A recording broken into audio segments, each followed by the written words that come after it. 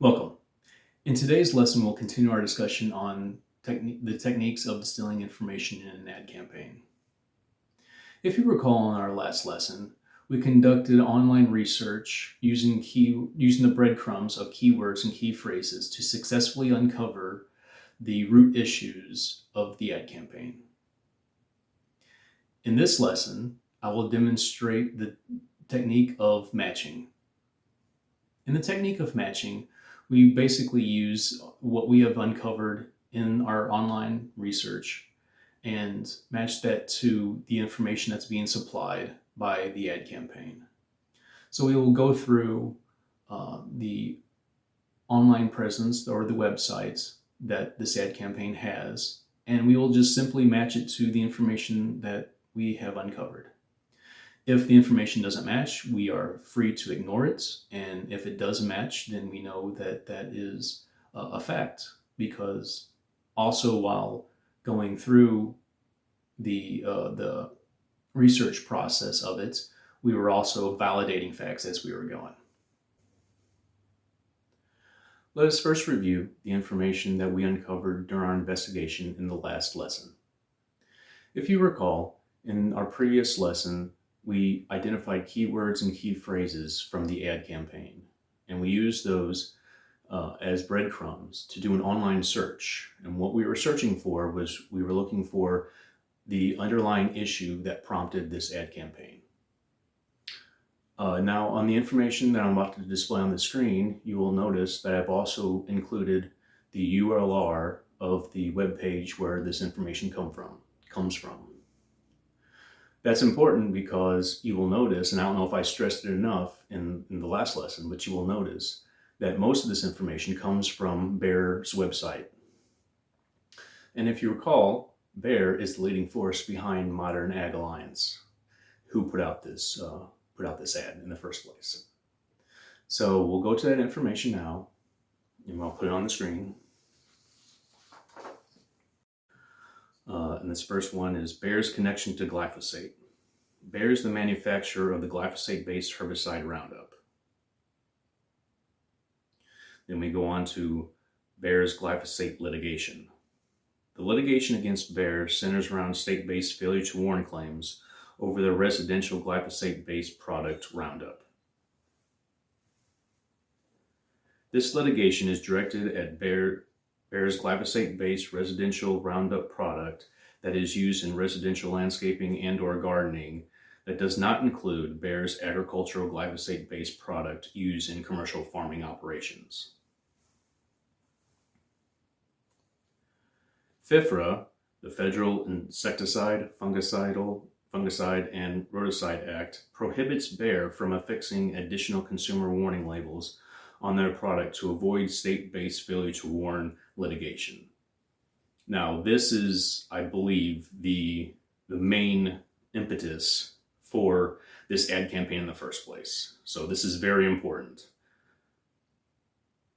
Okay, we'll go on. And then Bayer's motive to end this litigation. There are currently approximately 57,000 outstanding failure to warn claims against Bayer waiting to be resolved.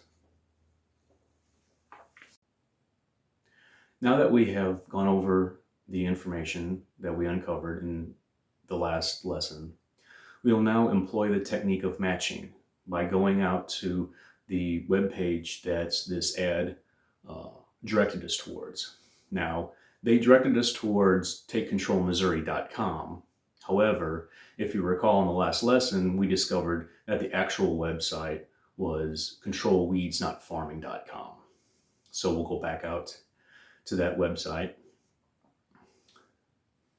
And in the technique of matching, all we're going to be doing is we're going to be reading through this website, and anything that does not match up to the information that we just reviewed, we can just ignore. So that's how the technique of matching works, is we're allowed to ignore whatever information does not line up with the research that we conducted.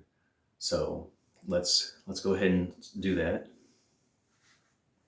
So one of the biggest key pieces of information that we uncovered is that there's an issue between state-based labeling laws and federal labeling laws. So that's going to be probably the most important piece of information that we're going to be looking for when we go through this web page to see if any of the information that they have here matches up or even talks about that. So we'll go ahead and go through the web page now. So it starts off by saying, protect the future of crop protection in Missouri. Glyphosate-based pesticides are Missouri farmers' #1 tool to control weeds, keep yields high, and implement conservation practices that use less land and resources. These products are integral to the production of corn, soybean, and cotton, helping Missouri farms compete in an increasing competitive global market and ensure a robust and affordable domestic food supply.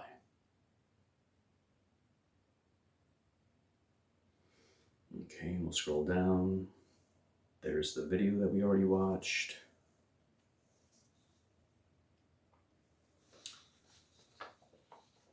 National security.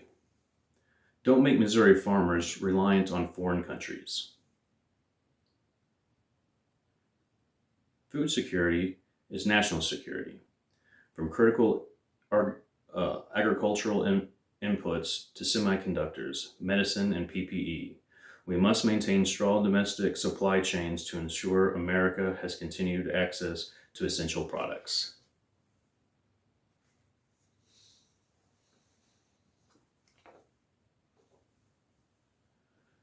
The U.S. is one of only 2 countries that produce glyphosate. Domestic pesticide production ensures American farmers have the tools they need without relying on foreign countries. Without domestically produced glyphosate, American farmers would be forced to rely on foreign-produced glyphosate.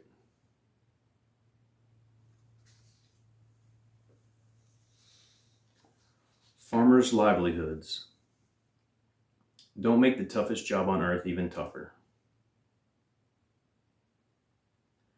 For nearly half a century, glyphosate has enabled Missouri farmers to implement conservation practices that use fewer resources, helping family farms compete in a global market. Farmers are already struggling to turn a profit. Nearly 3/4 of farms make less than 10 cents on every dollar they spend, and that's before taxes. Compared to pricier alternatives and tilling practices, glyphosate saves Missouri farms an estimated $358 million annually. Decreased crop yields would make it very difficult for Missouri farmers to stay in business. Food security. An essential tool for a growing population. As a top 10 producer in the nation of corn and soybeans, Missouri farmers depend on glyphosate for successful harvests, ensuring we have enough to eat. 66% of all corn acres and 91% of soybean acres in Missouri rely on glyphosate. Up to 40% of crops are lost to pests and diseases each year. Without pesticides, losses would be as high as 85%.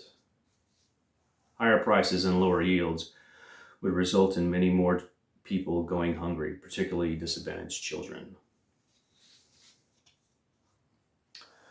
Now I'm going to stop right here.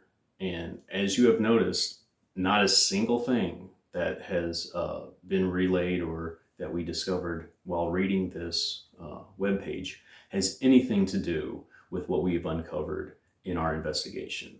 And again, the most important being, the difference between state-based labeling laws and federal labeling laws. So all of that information might be true, it might be, but it's not relevant. So basically this, And unfortunately, it appears that most of that information kind of preys upon Midwesterners' fears as far as economics and foreign countries. So those are the sense and sensibilities of Midwesterners. So we'll continue on. Organizations that support the Modern Ag Alliance and Missouri farmers. BEAR, Missouri Agribusiness Association, Missouri Cattlemen's Association, Missouri Pork Association, Missouri Corn Growers Association, Missouri Soybeans. Missouri's crops can't wait. Protect glyphosate. And then it has this link, contact your Missouri rep now. So we'll go ahead and click on this contact your Missouri reps now link and see where that takes us.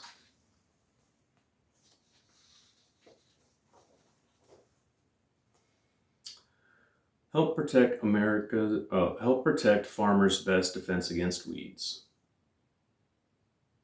Modern Ag Alliance. Glyphosate-based pesticides are farmers' number one tool to control weeds, keep yields high, and implement conservation practices that use less land and resources. These products are integral to the production of our crops, helping America's farmers compete in an increasing competitive global market and ensuring a robust and affordable food supply. Unfortunately, despite the fact that no health regulator anywhere in the world has ever found glyphosate to pose a carcinogenic risk to people, a lack of legislative certainty around pesticide labeling has fueled costly litigation and efforts in states like California to regulate pesticides in a manner inconsistent with federal laws and congressional intent and based on scientific unsound considerations. Well, here for the first time, they're actually talking about what we have uncovered, and that is that, legislative uncertainty around pesticide labeling, as well as, a state regulating pesticides in a manner that's inconsistent with federal law and congressional intent. And that's exactly what we uncovered in our investigation, or in our previous investigation. So we finally get to that in this other webpage. While glyphosate is a topic today, if not addressed, the future of valuable crop protection tools and critical innovations may be at stake. As we know, food security is national security. The U.S. is one of only 2 countries that produce glyphosate. Domestic pesticide production ensures American farmers have the tools they need without relying on foreign countries. Fortunately, state-based legislation has been introduced to provide a legislative certainty needed to protect farmers' access to these safe and approved tools. However, this effort needs your help. Contact your legislator to share your support. The future of farming in America may depend on it. Again, they hit upon what we found out, the state-based legislation to legislate the herbicide in the state. So again, they are discussing what we uncovered. So that's good.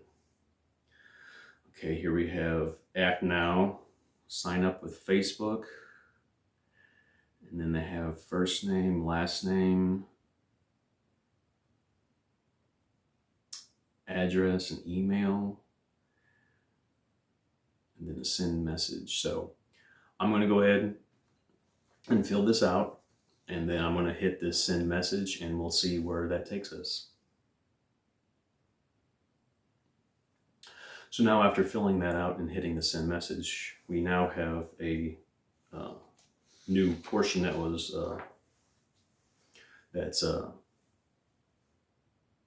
revealed to us in the same space and area, and it has Act Now, edit and review letters before submitting to officials. And they actually have 2 officials here. One is in the Missouri Senate, and then the other one is in the Missouri House of Representatives. So those are my specific state representatives in the state legislation. and has the subject, Support Missouri Farmers, and House Bill 2763 and Senate Bill 1416. So we'll actually go and look at these two bills. So let me pull those bills up here.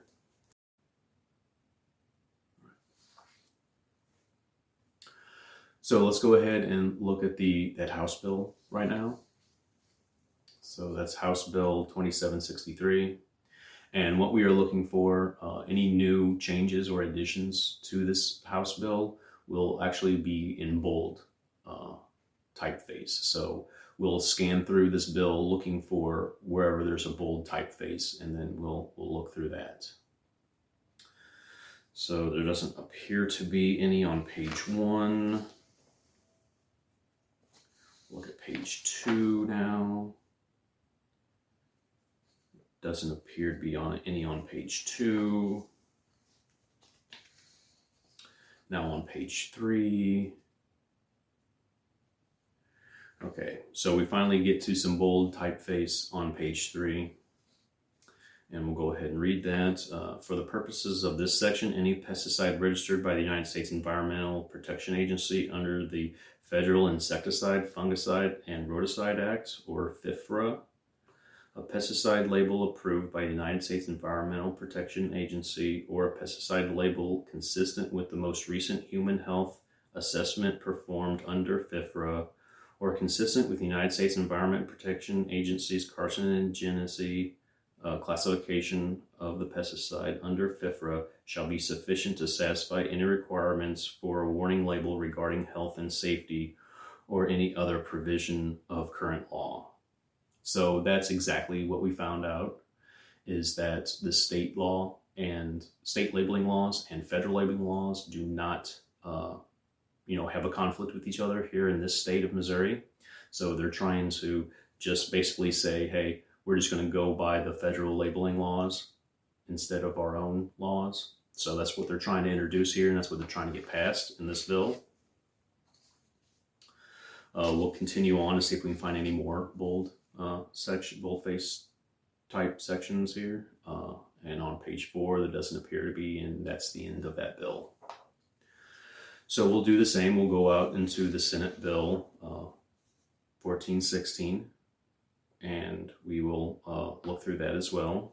Again, with the boldface type being the changes that they're proposing. So we'll look through that. So on page 1, there doesn't appear to be any. If we go to page 2 and look through that, there doesn't appear to be any as well. We'll go to page 3 and look through that. Again, there doesn't appear to be any boldface type there. We'll go to page 4.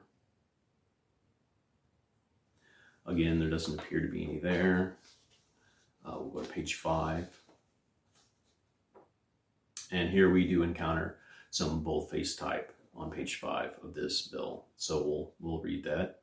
For purposes of this section, any pesticide registered by the United States Environmental Protection Agency under the Federal Insecticide, Fungicide, and Roticide Act, or FIFRA, a pesticide label approved by the United States Environmental Protection Agency, or a pesticide label consistent with the most recent human health assessment performed under FIFRA, or consistent with the United States Environmental Protection Agency carcinogenicity classification of the pesticide under FIFRA, shall be sufficient to satisfy any requirements for a warning label regarding health and safety or any other provision of current law.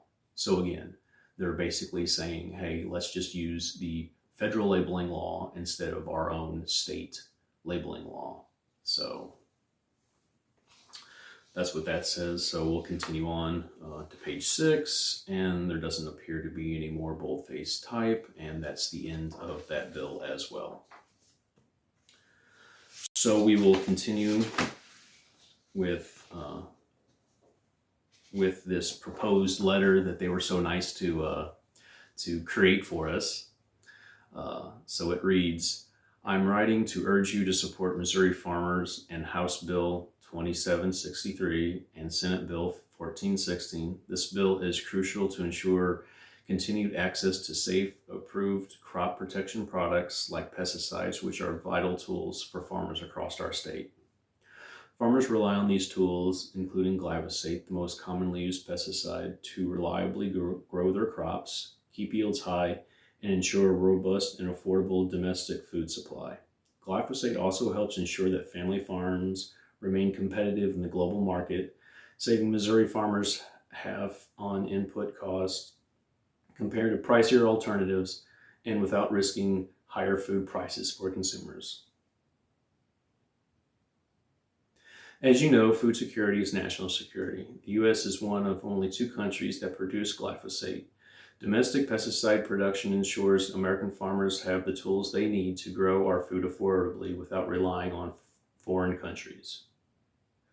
No health regulator anywhere in the world has ever found glyphosate to pose a carcinogenic risk to people. However, a lack of legislative uncertainty around pesticide labeling has fueled costly litigation and efforts in states like California to regulate pesticides in a manner inconsistent with federal law and congressional intent and based on scientifically unsound considerations. These efforts, led by trial lawyers and special interests, threaten Missouri farmers' best defense against weeds. So here they talk about the crux of the situation, which is that pesticide labeling is inconsistent amongst state and federal labeling laws. We'll continue on. Missouri farmers need legislative certainty to protect access to all the tools in their toolbox, including glyphosate.